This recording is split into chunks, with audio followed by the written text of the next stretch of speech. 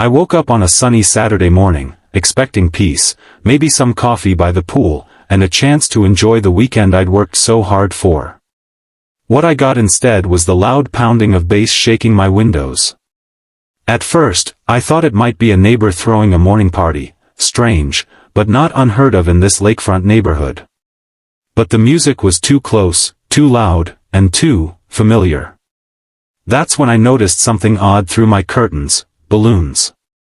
Red and gold balloons were tied to the posts on my backyard fence. I rubbed my eyes. That couldn't be right. Still in my pajama shirt and slippers, I rushed out the back door, and my jaw practically hit the ground. My backyard looked like it had been taken over by an event planner on steroids. There were tables set up on my patio, a DJ was wiring up massive speakers next to my grill, and two women were setting out trays of food beside my pool. And right in the center of it all, waving her arms like some kind of self-appointed general, was a woman I had briefly seen once at the mailbox cluster down the street. I'd heard others call her Karen, and now I understood why. I marched straight up to her. "Excuse me. What is going on here?" She turned to me with a beaming smile like she'd been expecting me. "Oh, good morning. You must be the renter." I blinked. "I own this house." Her smile tightened. "Oh? You bought the Henderson property? That's cute. So sorry no one told you about the tradition. We host my daughter's birthday here every year. It's part of our HOA agreement." My brain stuttered. What tradition? What HOA agreement? This is private property. There's no HOA attached to this house. She gave a polite laugh, the kind people use when they think you're slow. "Oh, honey, the Heather Hills HOA covers everything on this side of the lake. You might want to check your paperwork again. If you're using the pool, you're part of the community." I didn't know whether to laugh or scream. I had this place thoroughly checked before I bought it. "It's not in your HOA. My realtor confirmed, and the deed has no mention of your association. This is a standalone property." Karen's face lost all trace of sweetness. Her lips curled into a half-smile, half-sneer. "Well, then we've got a problem. Because that pool," she said, pointing her manicured finger at my water, "was used for community events for years before you got here. We've always had access. You can't just come in and shut people out." "Yes, I can," I said firmly. "This is my home. My pool. My land. And I never gave you or your HOA permission to be here." She took a step closer. "Either you join the HOA and open your amenities to the community, or I'm calling the cops. Your choice." I stared at her, stunned. This couldn't be real. I had dealt with difficult people before. Neighbors, landlords, even city inspectors, but never someone who believed they had the right to steal your backyard like it was some kind of public park. Before I could respond, I noticed a truck unloading bounce houses at the curb. Kids were already running around, some heading toward the pool, their parents chatting casually like this was a planned event, which, clearly, it was. I walked quickly back into the house, grabbed my phone, and called the non-emergency police line. I explained there was an unauthorized party happening in my backyard and that I needed officers to remove the trespassers. The dispatcher was professional, took down the address, and told me a unit would be by shortly. When I returned outside, Karen was directing the DJ again, ignoring me completely like I was the one intruding on her property. I walked up to her one more time, giving her a chance to back down. "You've got 5 minutes to cancel this," I said. "The police are on their way. Don't make this worse." She turned around slowly, adjusting her sunglasses. "You'll regret this. This neighborhood has rules. And if you're too arrogant to respect them, you're going to learn the hard way. You think the cops will side with you over the entire community?" I didn't answer. I just waited. Less than 10 minutes later, 2 police officers pulled up in a patrol car. Karen lit up like Christmas morning, waving to them dramatically as she ran toward the gate. "Officers! Thank God you're here. She's threatening us, yelling at children, and being extremely aggressive." One of the officers held up a hand. "Let's take a step back, ma'am." I came up behind them with my printed deed in hand, a habit I'd picked up after dealing with a nosy neighbor at my last house. I handed the officer the documents and calmly explained the situation. "This is my property. These people are not invited. I have no affiliation with the HOA. They set up an entire event in my yard without permission." The officers looked over the deed, then at Karen, whose smug expression had faded into a tight-lipped frown. One officer walked the edge of my fence while the other checked zoning maps on his in-car tablet. Meanwhile, Karen was still ranting about how the HOA had used the pool for years, how my house used to belong to a real neighbor, and how I was ruining the spirit of the community. The officers returned, and one of them said something that made my entire day. "Ma'am, he's right. This home is not part of your HOA. You have no legal right to use this property, and continuing to do so after being warned is considered trespassing." Karen looked like she might explode. But this is outrageous. My daughter's party is ruined. We've used that pool for the last 5 years. "Then you should have held it at your own house," the officer replied. "Please vacate the premises immediately or we will begin issuing citations." I watched as her fake party crumbled in real time. She stormed off to collect her guests, fuming and muttering curses under her breath. The bounce house guys packed up.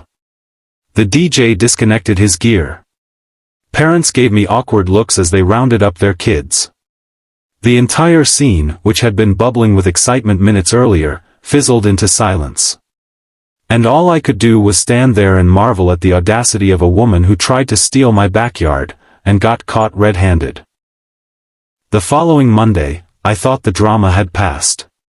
Karen had been humiliated, the cops had backed me up, and the neighborhood saw exactly who was in the wrong. But oh no, Karen wasn't done. Entitlement like hers doesn't disappear overnight. That morning, I found a certified envelope in my mailbox. It was from the Heather Hills Homeowners Association, with a thick stack of papers inside. At first, I laughed. What could they possibly want now? But as I flipped through the documents, the smile dropped off my face. They were billing me. A formal demand letter stated I owed the HOA $18,532 in unpaid dues. They claimed I had been benefiting from community resources without paying, and worse, I was in violation of neighborhood cohesion. I had supposedly broken a rule titled Mandatory Association Participation for all property owners within Heather Hills boundaries. Except I wasn't within their boundaries. Not by 1 inch. The letter said I had 14 days to pay or face legal action, including property liens and court fees. The kicker? They signed it with the HOA president's name, and a CC to local law enforcement. This wasn't just harassment anymore. It was a calculated move to intimidate me, legally. But here's the thing about me, I don't bluff, and I don't scare easily. Especially not when I know the law is on my side. See, before I switched to remote IT work, I used to be a property law paralegal. I spent years digging into zoning, land rights, and HOA cases. I'd seen plenty of these tactics, bullying homeowners with fake rules and inflated dues. They were counting on me to panic and pay. I went inside, fired up my printer, and pulled the original documents from my purchase. The property's title and deed were ironclad. The plot map clearly showed my home outside the HOA's official boundary. I wasn't just exempt, I was legally untouchable. I even had a letter from the title company verifying no HOA encumbrances were ever attached. So, I wrote a response letter. It was calm, precise, and full of legal citations. I explained. 1. My parcel was never included in the HOA's Articles of Incorporation. 2. No signed agreement bound me to their policies. 3. Their claim of retroactive dues was unfounded and fraudulent. I also let them know that if I received one more threat, I'd pursue a civil lawsuit for harassment and intentional infliction of emotional distress. That should have ended it. Should have. But not with Karen. 3 days later, a white SUV pulled up in front of my driveway. Karen stepped out in full power walk mode, holding a clipboard and an HOA badge on a lanyard around her neck, like she was with the FBI of suburban lawn control. She stood on the sidewalk but yelled loud enough for the entire block to hear. "You think you're above the community? This isn't over. We don't need your kind around here." I grabbed my phone and started recording. "You're trespassing again," I called out. "I've already informed the police. Keep it up and I'll have a restraining order with your name on it." That rattled her.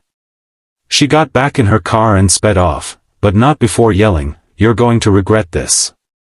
2 hours later, a new letter showed up, this time from a law firm representing the HOA.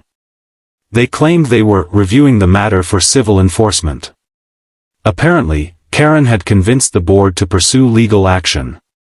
I nearly laughed out loud. The next morning, I called an attorney friend of mine, Jeff, someone who owed me a favor. After I explained the situation, he was dead silent for a moment and then said, "Please tell me you're kidding. They're trying to sue you for not joining an HOA you don't legally belong to?" "Yup." "Good. Let's bury them." Jeff filed a preemptive lawsuit on my behalf the same week, accusing the HOA and Karen of property harassment, defamation, and fraudulent billing. We didn't just want to stop them, we wanted a judge to make it illegal for them to ever contact me again. The HOA's lawyer tried to dance around the issue, suggesting that even though my home was technically outside their original boundaries, community precedent and neighbor expectations meant I was morally obligated to participate. But property law doesn't care about feelings. It cares about what's on paper. And what was on paper, in the deeds, the zoning maps, and the legal filings, was this: I was not under their control. Karen even submitted a statement claiming I had disrupted community balance and made residents feel unsafe. Jeff just smiled, handed the judge a copy of the 911 call log, the video footage of Karen yelling in my yard, and a folder of HOA emails showing their internal plan to pressure me. The judge reviewed everything and gave a dry laugh. "You filed this?" The HOA lawyer nodded proudly. "Dismissed with prejudice," the judge said. "And Mr. Johnson," he looked at me, "you're free to live your life without interference from these people. I suggest you file a restraining order immediately." Court's adjourned. Karen's face went pale. She looked at me like I had pulled off some kind of magic trick. But this wasn't magic. This was law. And for the first time, she realized her HOA badge didn't give her the power she thought it did. As we left the courthouse, Jeff patted my back and said, "That felt really good." I couldn't help but agree. But something in me knew it still wasn't over. Karen wasn't the type to lose quietly. And I was about to find out just how far she'd go to prove a point, even after the law told her to back off. Despite the judge's clear ruling and the case being thrown out with prejudice, I had a feeling in my gut that Karen wouldn't take the loss quietly. And I was right. It started small. The next morning, as I stepped out to get the paper, I noticed someone had dumped an entire bag of fast food trash across my driveway. Fries, wrappers, and an open milkshake slowly melting in the summer heat. I checked the camera footage. The security camera by the garage had caught someone just out of frame. But the vehicle? A white SUV, same make and model Karen drove. 2 nights later, around midnight, the motion lights in my backyard went off. I rushed to the window and saw the gate swaying. Someone had tried to open it. Again. I reviewed the footage. Same white SUV creeping past the side alley. No plate visible, but I didn't need one. I knew exactly who it was. I filed for a restraining order the very next morning. The footage, the court history, the police record of the original pool party. It was enough to convince the judge. Karen was legally barred from coming within 100 feet of my property. She couldn't email, mail, visit, or send anyone on her behalf. But I wanted more than a piece of paper. I wanted to make sure this never happened again. I wanted her, and anyone else with a clipboard and a superiority complex, to think twice before messing with someone just because they weren't in their little club. So I got creative. I installed a new set of security cameras, this time with AI motion detection and audio capture. I added floodlights with voice alerts that blared, "Warning, you are trespassing on private property. Police have been notified." I even installed an extra-high wooden fence along the back line of my property with signage in bold red letters. "Private property, not HOA managed, trespassers will be prosecuted." That alone probably did the trick. But I wasn't done. A few weeks later, I posted a listing on a local community board. Private pool available for family rentals, swim classes, and community events. No HOA membership required. Clean, safe, and fully legal. Book now, weekends fill fast. Within days, my inbox was flooded. People from the other side of town, where HOA rules had turned their lives into little dictatorships, were eager to rent my pool for birthdays, swim lessons, or even just peaceful family barbecues. The best part? I wasn't charging crazy prices. I wasn't trying to profit, I just wanted to send a message. This pool? It belonged to me. It was a symbol now, of freedom from HOA tyranny. I hung a new banner on my patio fence during the first event. It read, "Independent homeowner. This is what freedom looks like." Karen saw it. Oh, I know she did. She drove past my house slowly that Saturday, watching as a dozen kids laughed and splashed in the pool she once tried to claim as her own. Their parents waved to me, complimented my yard, thanked me for not being one of those HOA people. Karen didn't even look at me. Just stared straight ahead, jaw clenched, and drove on. Later, a neighbor whispered that Karen had been removed from her position as HOA events coordinator. Apparently, after losing the court case and facing legal fines, the HOA board realized she was more of a liability than a leader. Good. She had tried to strong-arm me with lies, fake authority, and threats, and I had pushed back with truth, law, and a little bit of spite. A few weeks after that, I got a card in the mail. No name, just an envelope with a note written in neat cursive.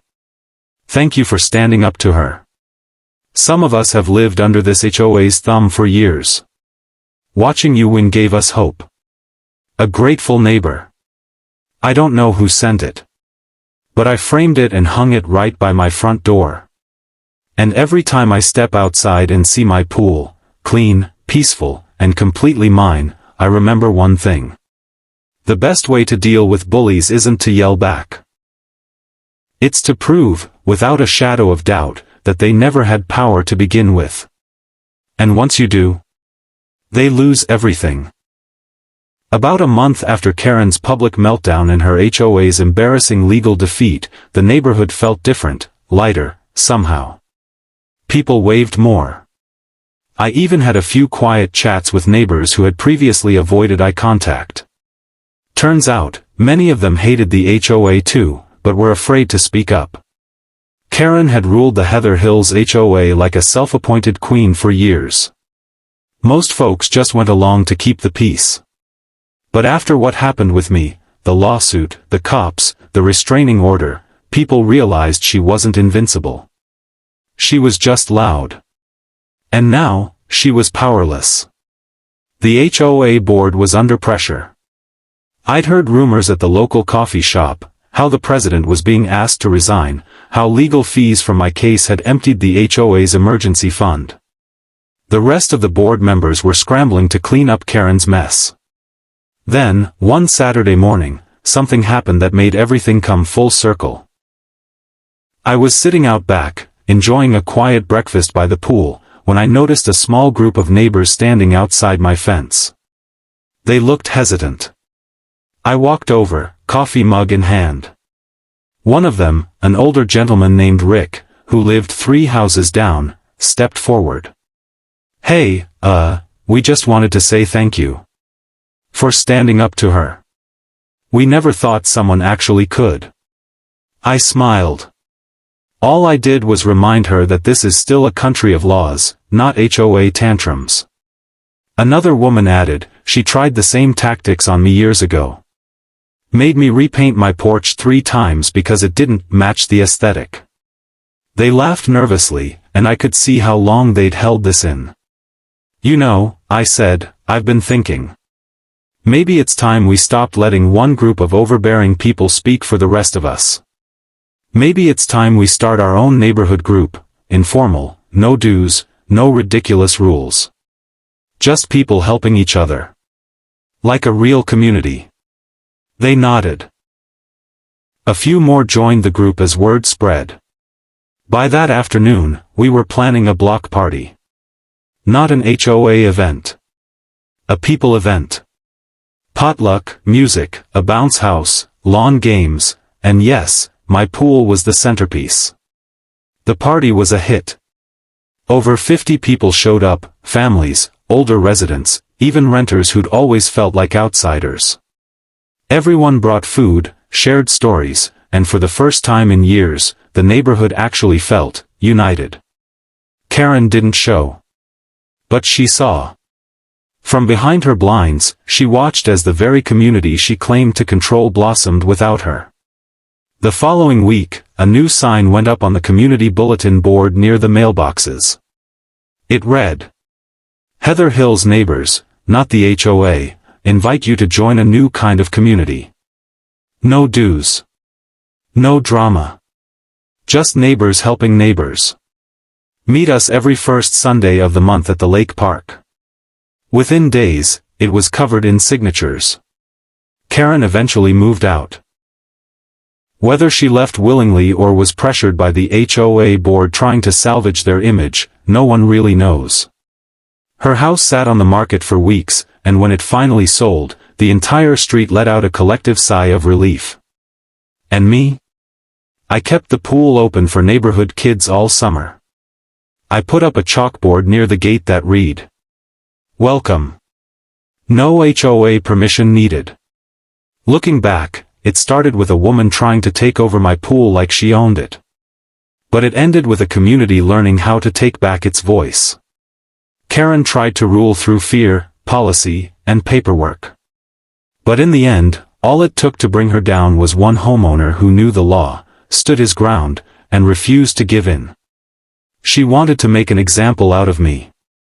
And I did the same, only, mine worked.